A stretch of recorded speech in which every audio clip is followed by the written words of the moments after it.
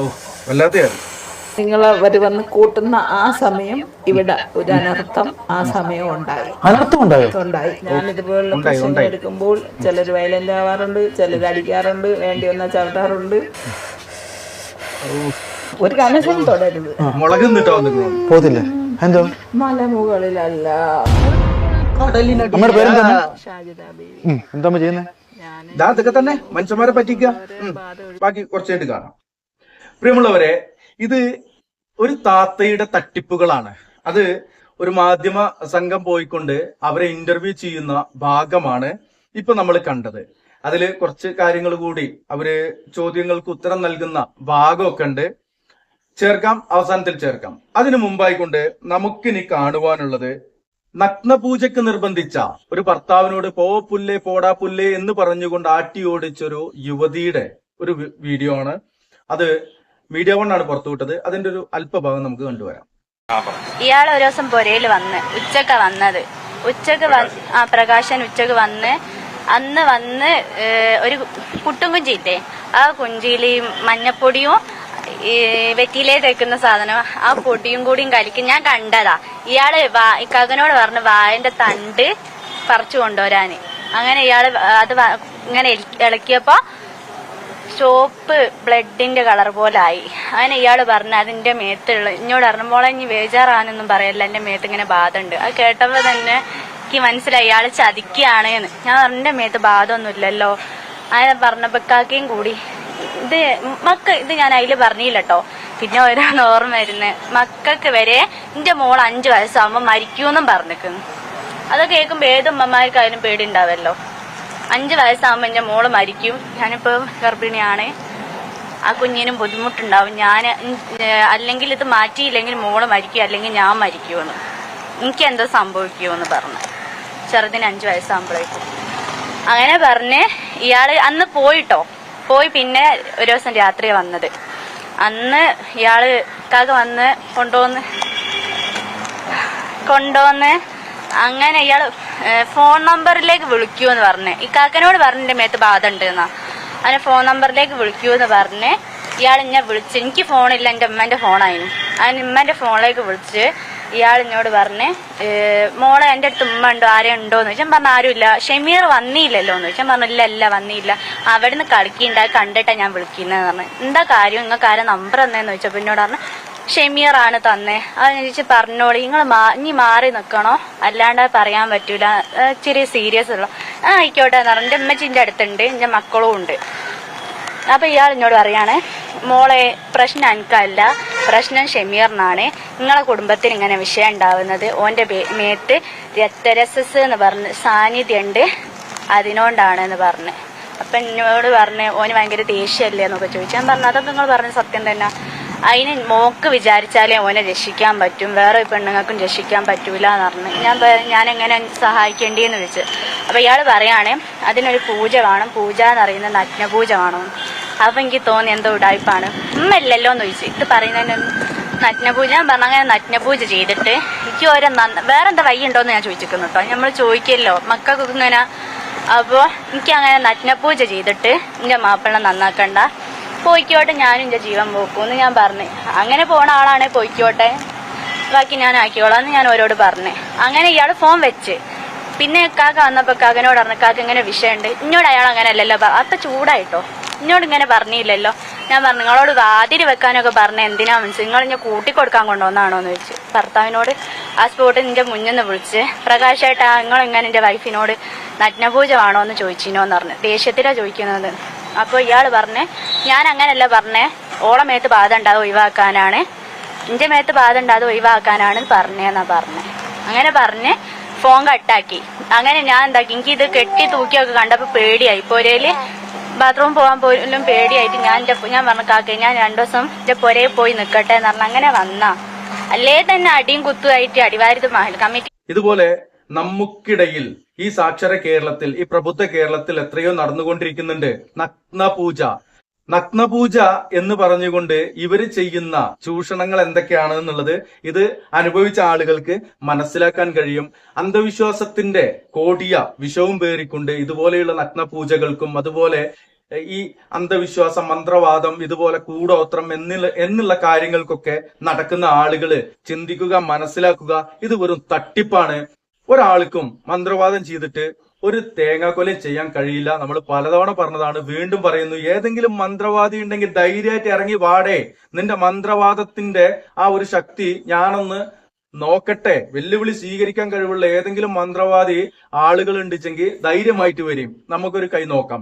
ഇനി ആ താത്ത മന്ത്രവാദത്തിന്റെ മറ്റു കാര്യങ്ങളൊക്കെയാണല്ലോ, മൂപ്പത്തിയാരുടെ പ്രവർത്തന മേഖല എന്താന്നുള്ളതൊക്കെ മൂപ്പത്തിയാരുടെ തന്നെ പറയട്ടെ. ആ വീഡിയോ ഇതിന്റെ ബാക്കിൽ ചേർക്കുന്നു, കാണുക, മനസ്സിലാക്കുക. മന്ത്രവാദം വെറും തട്ടിപ്പാണ് സഹോദരന്മാരെ. മന്ത്രവാദം എന്ന് പറയുന്ന തട്ടിപ്പിൽ പോയിട്ട് നിങ്ങൾ നിങ്ങളുടെ നാണവും മാനവും പണവും ഒക്കെ അടിയറ വെച്ചുകൊണ്ട് നഷ്ടക്കാരുടെ കൂട്ടത്തിലേക്ക് പോകല്ലേ എന്നാണ് പറയാനുള്ളത്. താത്തയുടെ തട്ടിപ്പുകളിലേക്ക്. അമ്മയുടെ പേരെന്താ അമ്മേ? ഷാജിദ ബേബി. എന്താ അമ്മ ചെയ്യുന്നേ? ഞാൻ ഈ ഉപദ്രവമൊക്കെ ഉള്ളവരെ ബാധ ഒഴിപ്പിക്കല്, പിന്നെ നെഗറ്റീവ് എനർജി ഒഴിപ്പിക്കല്, പിന്നെ വീടുകൾക്കും വസ്തുക്കൾക്കും ഉള്ള എല്ലാ പ്രശ്നങ്ങളും ഞാൻ കൈകാര്യം ചെയ്യും. പിന്നെ എന്റെ ജോലി ഇതാണ്. നെഗറ്റീവ് എനർജി പുറത്താക്കി കൊടുക്കും. ഈ മരിച്ചവരുടെ ആത്മാക്കളെ കയറി കഴിഞ്ഞാലോ അതെല്ലാം ഒഴിവാക്കി കൊടുക്കും. പിന്നെ എന്ത് പ്രശ്നം, ഇതേപോലുള്ള പാരാനോർമൽ ആക്ടിവിറ്റീസിൽ വരുന്ന ഏത് പ്രശ്നവും ഞാൻ കൈകാര്യം ചെയ്യും. അറിയാം. ഇപ്പൊ ഒരാളുടെ ദേഹത്ത് ആത്മാവ് പ്രേതം കയറി, അതൊക്കെ ഇറക്കി വിടുവോ? അത് എങ്ങനെയാ അമ്മ ചെയ്യുന്നത്? എങ്ങനെ ഇറക്കി വിടും? അതിന് അതിൻ്റെതായ കണ്ട കാര്യങ്ങളുണ്ട്. ഇന്ന് വല്ലതും ഉണ്ടോ? ഇന്നുണ്ട്, ഒരു കേസുണ്ട്. അന്ന് കാണണമല്ലോ. വീടിനകത്താണോ? എത്ര സമയം കൊണ്ട് ഇറക്കി വിടും അമ്മ ഇത്?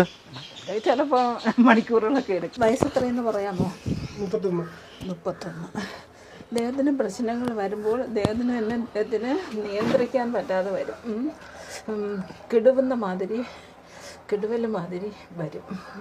പ്രശ്നങ്ങളുടെ ഇറിറ്റേഷനാണ് വരുന്നത്. സ്വയം അറിയണമെന്ന് ഇല്ല. അപ്പം ചോദിച്ചാലെല്ലാം ഇങ്ങനെ പറയുകയാണ്. മറ്റുള്ളവർ ഉണ്ടെന്ന് പറയും, ദേഹം അത് പറയുന്നില്ല.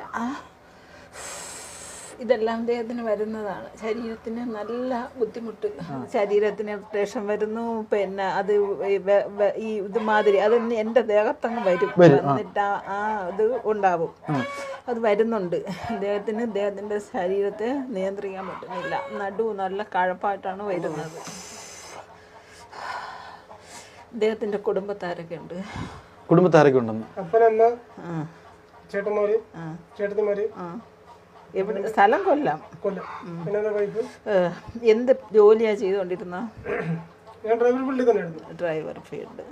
കുടുംബത്തില് അപ്പൻ, അമ്മ എല്ലാവരും ഉണ്ട്. ആരെങ്കിലും ബന്ധുക്കളോ പരിസരത്തോ ആരെങ്കിലും ദുർമരണം അനുഭവപ്പെട്ടിട്ടുണ്ടോ?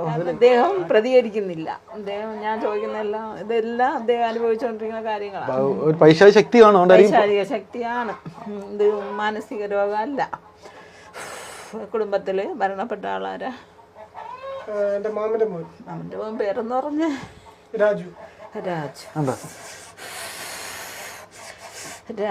മരിച്ചിട്ട് എത്ര നാളായി? 4 വർഷം കഴിഞ്ഞു. 4 വർഷം കഴിഞ്ഞു. സംഭവം അതാണല്ലേ, രാജുവിന്റെ ആത്മാവാണ് കയറിയേക്കുന്നത്. ആണ് കയറിയേക്കുന്നത്. ഇത് ബോഡി മാത്രമേ ഉള്ളൂ, മറ്റത് പ്രവർത്തിക്കുന്നത് രാജുവാണ്. എന്നിട്ട് ഒന്നും കൂടെ പറയട്ടെ, നിങ്ങൾക്ക് മനസ്സിലാവാൻ വേണ്ടിയാണ് പറഞ്ഞിരുന്നത്. ഇത് ബോധ മനസ്സ് ഉറക്കും. ഇതാളുടെ യഥാർത്ഥ ബോധ മനസ്സ് ഉറക്കും, ഉപബോധ മനസ്സ് പ്രവർത്തിപ്പിക്കും. ആ ഉപബോധ മനസ്സിലാണ് രാജു കയറിയത്. ഒന്നും കൂടെ നിനക്ക് ഇതേപോലെ ദേഹത്ത് പെരുപ്പ്, തണുപ്പ്, വിറയല്, പല്ലുകടി, ഇതെല്ലാം കൂടെ എപ്പോഴും ഇല്ല. രാജു ആക്റ്റീവ് ആവുന്ന സമയത്ത് ഈ ഇറിറ്റേഷൻ അവന് വരുന്നതാണ്. എനിക്ക് വരുന്നതല്ല ഇത്. വരും അറിയുന്നില്ല എന്നുള്ളതേ ഉള്ളൂ. പക്ഷേ ഈ രീതിയിലാണ് പവറിലാണ് വരുന്നത്. ഇതും പവറിലാണ് വരുന്നത്. എപ്പോഴും പവർ കാണത്തില്ല. ഇവിടെ കയറുമ്പോഴത്തെ പവർ വരുന്നത് കൊണ്ടാണ് ഇതിനെ ഇളക്കി വിടാനും നമുക്ക് കഴിയുന്നത്. പോസിറ്റീവ്, ഇവിടെ പോസിറ്റീവ് ചാർജ്, ഇവരെല്ലാം ചാർജ് ഉള്ളവരാണ് പോസിറ്റീവ്. ഇത് നെഗറ്റീവ് ചാർജ്.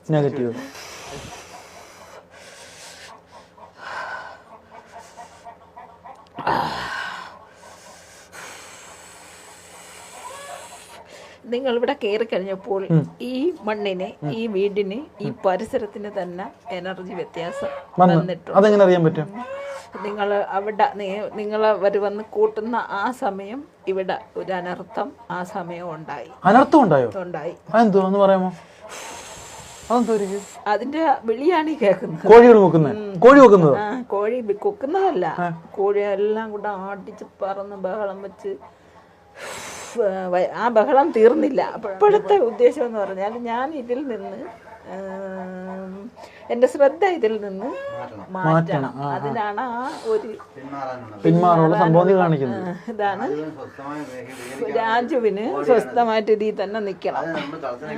അത് ദുരാത്മാവാണ്. കാരണം ജീവിച്ച് തീർന്ന ആത്മാവല്ല. പ്രശ്നങ്ങളാണ്. 3 ഉണ്ടോ? നീ ഒന്നല്ലേ? വേറെ ആരുണ്ട്? ഒന്ന് പറ, അടുത്തത് പറ. അതാര്? ബോബൻ. ബോബൻ. എല്ലാം പയ്യന്മാരാണല്ലോ ചാവുന്നത്. പിന്നെ അതാണ് വിഷയം. അത് ഒന്നൊന്നേ പറയാമോ? കാരണം എനിക്ക് ഓരോന്നായിട്ട് എടുത്തു നോക്കാം. ഇവർക്ക് ഇവനെ കൂടെ കൊണ്ടും പോണം. ഇവനെ കൂടി അവരുടെ കൂട്ടത്തില് പിടിക്കരുത്, തുടരുത്. ഇത് ഇവനെ കൂടെ അങ്ങോട്ട് കൊണ്ടുപോകണം. പിന്നെ ഏറ്റവും അടുത്ത ബന്ധമായിരുന്നു അല്ലേ ഈ മരിച്ച വ്യക്തികള്. ചേട്ടൻ ആണെന്ന് പറഞ്ഞാലും അതിലും കൊണ്ട് ഒരു ഏറ്റവും റിലേഷൻ, സഹകരണം, ഒരേ മനസ്സ്, ഒരു ഒത്തുള്ള കൂട്ട്, പിരിയാൻ വയ്യാത്ത കൂട്ട്. ഞാൻ ഇതുപോലുള്ള പ്രശ്നങ്ങൾ എടുക്കുമ്പോൾ ചിലർ വയലന്റ് ആവാറുണ്ട്, ചിലർ അടിക്കാറുണ്ട്, വേണ്ടി വന്നാൽ ചവിട്ടാറുണ്ട്. അങ്ങനെയൊക്കെ പറയാൻ പറ്റത്തില്ല. അതുകൊണ്ട് ഞാന് ചെയ്യാൻ പോവുകയാണ് അല്ലേ.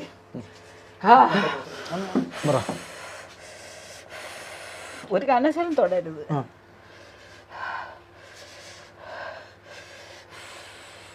അപ്പൊ എന്തായാലും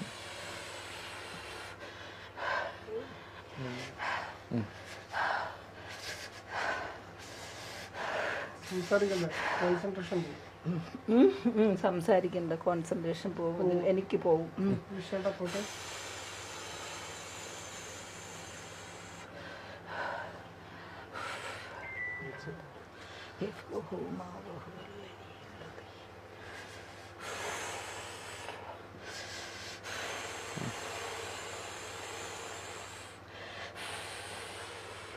ഒരു ചരട് ജപിച്ചു തന്നാൽ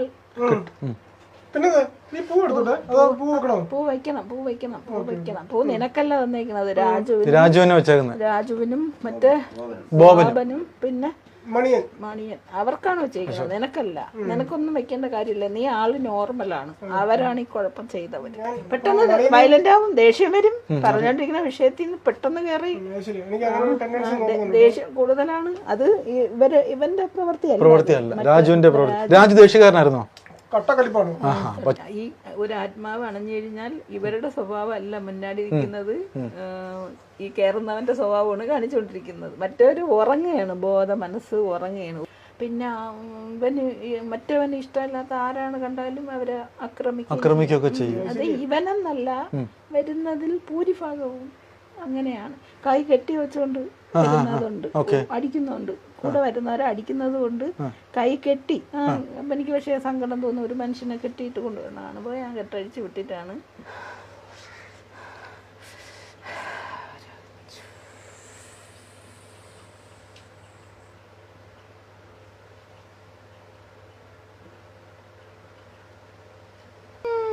പോത്തില്ലേ? എന്താ മലമുകളിലല്ല, മലമുകളിൽ പോത്ത്. പിന്നെ രാജുവിന് പോവാൻ കൃത്യ സ്ഥലം കൊടുക്കണം. ഓ അങ്ങനെയാണോ? അതിന്റെ ഇതങ്ങ് പോയില്ലേ? പോയി കഴിഞ്ഞു. രാജു പോയോ? രാജു പോയോ? പോയാണോ? രാജു പോയി.